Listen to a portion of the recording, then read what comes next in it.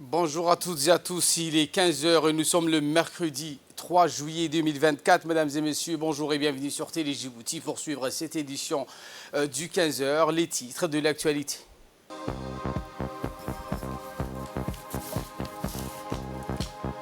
Atelier sur la concertation de la politique nationale de la qualité. Également dans l'actualité de ce 15 heures, une évacuation très complexe de l'hôpital Khan Younes dans la bande de Gaza. Voilà pour les titres. Merci si vous nous rejoignez sur Télé Djibouti. Le ministre de l'Énergie chargé des ressources naturelles, Younis Ali Guedi, a reçu en audience aujourd'hui à son cabinet une importante délégation du groupement canadien Aquamerge et grec Sekavin. Les deux groupes sont spécialisés dans les domaines de l'énergie, du pétrole, du gaz et du transport maritime et ils sont en visite de travail dans notre pays. Cette forte délégation d'hommes d'affaires canadiens et grecs était en effet conduite par M. Michael Hein et Vardinionis, PDG de deux sociétés, en l'occurrence Aquamerge et Sekavin. Les échanges entre les deux parties, entre le ministre Guedi et ses hôtes, ont porté naturellement sur l'intérêt manifesté par ce groupement canado-grec en vue de la réalisation de plusieurs projets énergétiques d'une importance capitale et stratégique pour le pays. Je vous le disais en titre, le ministère du Commerce et du Tourisme a organisé du 3 au 4 juin un atelier de concertation du rapport de l'état des lieux et du projet de politique nationale de qualité, et ce en coopération avec l'Institut de météorologie allemande, la BTP. Ce projet de la politique nationale de qualité jouera un rôle fondamental en assurant la compétitivité des opérateurs économiques grâce à la mise en place des services adéquats leur permettant donc de satisfaire aux exigences du marché national, régional, voire international. Rappelons qu'en matière de son intégration sous-régionale, la République du Djibouti fait partie des pays africains ayant donc ratifié l'accord de la zone de libre-échange continentale africaine, la ZLECAf. Il s'agit là d'un projet de l'Union africaine dont l'objectif est de promouvoir et stimuler le commerce intra-africain, c'est ce qu'a souligné le secrétaire général du ministère du Commerce et du Tourisme. Écoutons à présent donc un extrait du représentant du ministère du Commerce. La politique nationale de la qualité vise à établir des normes élevées de qualité pour les produits et services, afin de stimuler la compétitivité, protéger les consommateurs et promouvoir le développement durable. Donc pourquoi une politique nationale de la qualité? C'est une nécessité pour notre pays parce que une politique nationale de la qualité établit les priorités nationales. Elle est au cœur de notre développement économique et social. Une politique de la qualité vise à établir des pratiques aussi garantissant que les produits et services offerts sur le marché sont sûrs et fiables, répondant aux attentes des consommateurs. Elle vise aussi à renforcer la compétitivité des entreprises en adoptant des normes élevées pour améliorer leurs processus des productions, des produits, réduire les coûts liés aux défauts de la non-conformité et à les différencier sur le marché régional et international. Donc, une politique nationale de la qualité encourage l'innovation et le développement durable. Alors, quels sont les éléments d'une politique qualité? C'est des normes, des règlements aussi. Le renforcement des infrastructures de la qualité inclut la création et le soutien des structures d'analyse et d'essai, des centres de certification, d'organismes de normalisation. Donc, Djibouti est doté de toutes ces infrastructures, à savoir des organismes et un organisme de normalisation, des laboratoires d'essai et d'analyse, des organismes d'inspection, ainsi de suite. Une politique de la qualité est un pilier essentiel pour le développement économique et social de notre pays, en nous engageant à promouvoir la qualité, en assurant non seulement la compétitivité de nos entreprises sur la scène nationale, régionale et internationale, mais aussi à la sécurité de nos concitoyens. Le management du PDSA DMP a été invité à participer au forum de coopération portuaire de la route de la soie maritime qui s'est tenu à la ville de Ningbo en Chine. Ce forum d'une ampleur inégalée a réuni plus de 1600 participants en provenance de 40 pays qui ont rejoint le MPF 2024, un événement qui a pour objectif de consolider la coopération mutuelle et l'échange d'expériences portuaires. Une conférence de coopération portuaire de la route de la soie dont le thème cette année est l'amélioration des services portuaires et du transport maritime. Le directeur général du PDSA DMP, M. Jama Ibrahim, a eu l'honneur de faire un discours à cette conférence sur la chaîne d'approvisionnement mondiale et la coopération portuaire entre la Chine et la République de Djibouti. In the health of the global economy. Le directeur général a participé donc à une table ronde également de haut niveau sur le port et le transport maritime de la route de la soie. Cette rencontre a également permis de fructifier le portefeuille clientèle des différentes rencontres avec des nouvelles lignes maritimes chinoises pour l'utilisation du port de DMP. Ces rencontres d'affaires ont permis de mettre en place un protocole de signature de contrats de services portuaires avec des lignes maritimes spécialisées dans le transport des marchandises telles que Brick Bulk et Dre Bulk. En outre, le directeur général a eu une rencontre avec le China Merchant Group de cette ligne. En dernier, il a eu le plaisir donc de rencontrer la haute direction de China Merchant Group pour échanger des discussions très prometteuses sur une future collaboration. Retour à Djibouti où l'Agence nationale des personnes handicapées a organisé donc un atelier de travail avec le système des Nations Unies de Djibouti, représenté respectivement par M. Doual Saïd Mahmoud, le directeur général de la NPH, et Mme Emma Anou, coordinatrice par intérim résident du système des Nations Unies. Le plan du travail annuel intitulé « Appui et inclusion aux personnes handicapées » couvre la période de janvier à décembre 2024 et s'aligne sur la stratégie nationale sur l'handicap et aux priorités du plan national de Djibouti. Ce plan de travail annuel regroupe notamment plusieurs axes prioritaires du plan d'action budgétisé de 2021 à 2025. Une cérémonie de signature qui vient donc valider un long processus de travail durant lequel de nombreuses rencontres bilatérales ont été tenues entre l'ANPH d'une part et les agences de l'ONU de l'autre côté, à savoir l'Organisation internationale pour les migrants, l'OIM, le Fonds pour l'enfance des Nations Unies, l'UNICEF, l'Organisation mondiale de la santé, l'OMS, et enfin le Programme des Nations Unies pour le développement, le PNUD. Le système des Nations Unies. Et pour nous, cet événement revêt une importance particulière, car je pense qu'il symbolise notre engagement collectif à soutenir et à promouvoir les droits des personnes en situation de handicap. Je voudrais, Monsieur le Directeur Général, profiter de cette occasion pour renouveler l'engagement de toutes les agences du système des Nations Unies d'œuvrer auprès de l'ANPH pour les efforts que vous faites, mais également pour exprimer notre satisfaction pour la signature de ce plan de travail, mais également pour tous les efforts qui sont déployés en faveur des personnes vivant avec un handicap.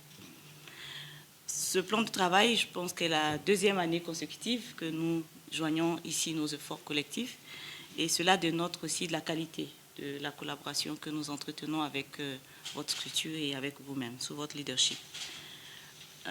Pour rappel, ce plan de travail regroupe l'ensemble des entités des Nations Unies à Djibouti, et principalement l'OIM, la FAO, l'UNHCR, le PNUD, l'OMS, l'UNFPA et l'UNICEF. Le directeur général de l'Agence nationale des personnes handicapées, M. Doual Saïd Mahmoud, a dans un mot prononcé à l'occasion remercié en premier lieu la représentante du PNUD, Mme Emma Anou, et sa délégation. M. Doual Saïd Mahmoud a souligné que cette rencontre sera également l'opportunité d'explorer les prochaines étapes de la collaboration entre l'ANPH et le système des Nations Unies à Djibouti. Cette initiative témoigne la volonté du gouvernement djiboutien ainsi que le système des Nations Unies d'améliorer la qualité de vie des personnes vivant avec un handicap et à renforcer l'inclusion à tous les niveaux de la société pour un développement socio-économique durable pour la République de Djibouti. C'est ce qu'a martelé de Ali Saïd Mahmoud lors de son discours. Le chef d'état-major général des armées, le général du corps d'armée, Zakaria Cheikh Ibrahim, a effectué une visite d'inspection surprise aujourd'hui à 5h30 du matin à l'unité de Yuboki et à la caserne en cours de construction au lac Assal. Cette visite visait donc à évaluer l'avancement des travaux d'infrastructure conformément aux directives émises et au financement accordé par le chef suprême des armées. Le chef d'état-major a constaté l'importance de poursuivre les efforts à l'amélioration des infrastructures et des conditions de vie des militaires, notamment dans ce secteur de Yuboki, qui est une ligne frontalière. Les travaux en cours, bien que progressants, nécessitent une accélération pour respecter, selon le chef d'état-major général des armées, les délais prévus. La visite a également permis d'évaluer les travaux de construction de la caserne de Lakassal. Le général du corps d'armée, une fois de plus, Zakaria Cheikh Ibrahim, a souligné la nécessité d'accélérer le rythme des travaux pour atteindre les objectifs fixés. Enfin, cette visite a été l'occasion de rappeler l'importance de respecter les délais de construction et d'améliorer continuellement les conditions de travail des militaires. Le chef d'état-major général des armées a réitéré son engagement à soutenir les efforts visant à renforcer les capacités opérationnelles des forces armées djiboutiennes.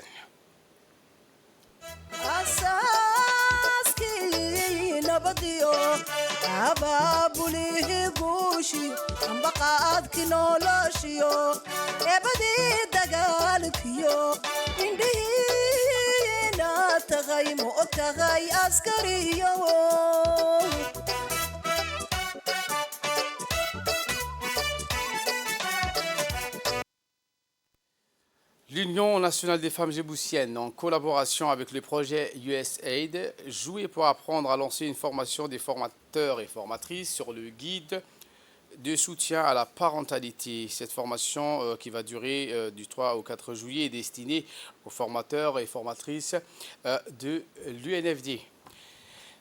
Cette formation se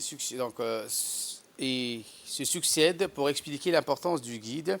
Ce guide est le fruit de l'atelier d'adaptation qui a eu lieu avec la participation du MENFOP et le ministère de la Femme et de la Famille. Ce guide cible également les parents ayant des enfants de 3 à 6 ans et vivant dans les chefs-lieux de la capitale. Certains parents auront déjà suivi cette formation éducative.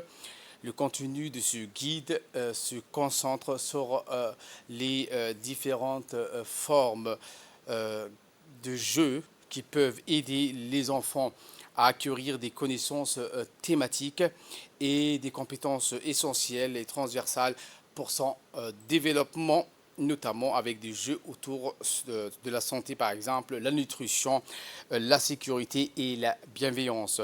Chaque séance a duré environ 1h30 et se déroule suivant le même programme à chaque séance.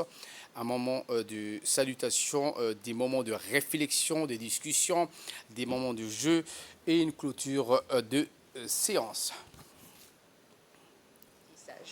Donc, dans ce guide que nous avons élaboré, qui est composé de 6 différentes séances pour travailler avec les parents, nous avons vraiment pris le temps, avec tous mes remerciements pour les collègues qui ont été présents, quelques-uns sont ici.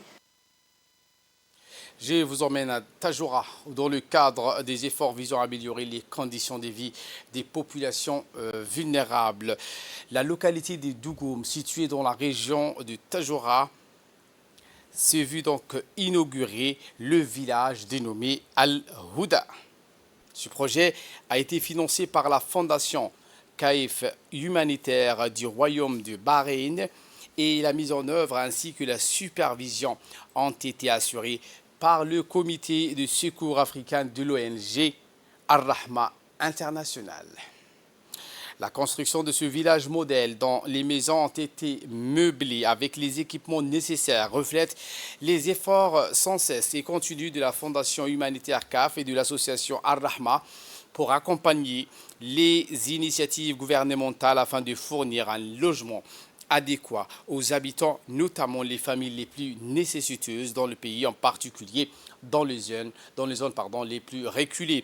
Une cérémonie d'inauguration de ce village composé de 50 maisons et qui s'est déroulée en présence du préfet de la région, Mohamed Hamad Abbas, le président du conseil régional, Omar Hussein, et le sultan de Tajoura, le sultan Ali Habib et du député Abdallah, ainsi qu'une délégation du haut niveau du royaume du Bahreïn dirigée par M.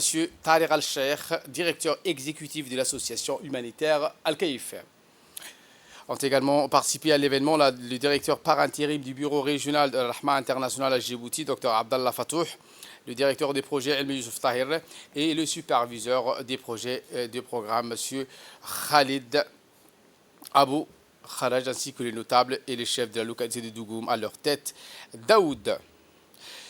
Dans le cadre de cette occasion, la première pierre a été posée dans un centre de mémorisation du Coran qui jouera un rôle crucial dans le renforcement des liens spirituels, sociaux et éducatifs, contribuant ainsi à approfondir la foi et à développer des valeurs islamiques positives chez les individus, notamment les enfants et les plus jeunes.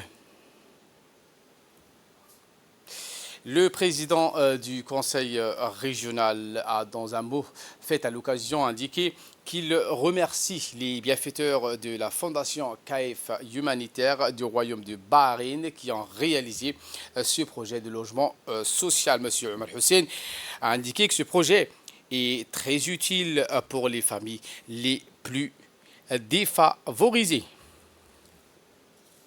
Et pour sa part, le préfet de la région de Tajoura a indiqué que cette association de bienfaisance du royaume du Bahreïn a tout d'abord réalisé un projet de forage dans le village de Dougoum. Actuellement, ils ont réalisé un projet de logements sociaux. Ils ont également construit une école de langue arabe. Les livres de langue arabe également, le Coran, ont été remis aux responsables de cette école. Le préfet de la région, M. Abbas, a remercié l'acte de bienfaisance de la part de la fondation de CAF humanitaire du royaume du Bahreïn. Et pour les bienfaiteurs qui étaient également présents, ils ont indiqué que ce projet s'aligne dans la droite ligne du gouvernement, à savoir ramener dans les zones les plus reculées des logements sociaux afin que cette population puisse en bénéficier. Fin de citation.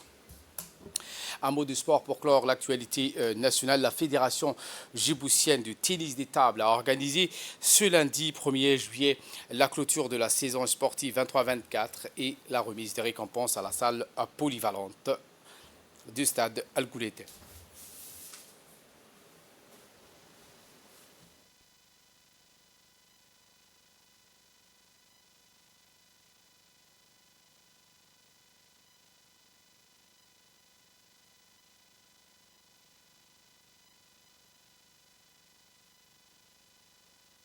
Rares fédérations à organiser des championnats réguliers avec des compétitions dans les catégories suivantes. Première division garçon, première division filles, deuxième division garçon, deuxième division filles. La nouveauté de cette saison a été l'organisation pour la première fois dans l'histoire de notre pays et de notre sport, en collaboration avec l'Agence nationale des personnes handicapées, d'un championnat destiné aux personnes à besoins spéciaux avec des catégories suivantes: handicap pied, handicap main, malentendant garçon et malentendant fille.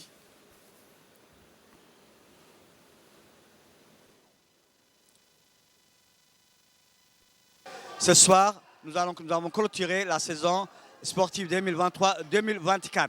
Cette saison-là était une saison riche et la nouveauté de cette saison était, nous avons organisé pour la première fois dans l'histoire de notre pays, dans l'histoire de notre sport, pour championnat pour les personnes ayant un handicap. Un handicap besoin, c'est des gens sportifs qui ont eu l'idée, c'est grâce à l'idée géniale de l'agence du président de la République, dont notre fédération a aimé et a compté ça. Nous avons eu également, la fédération a organisé également du championnat national.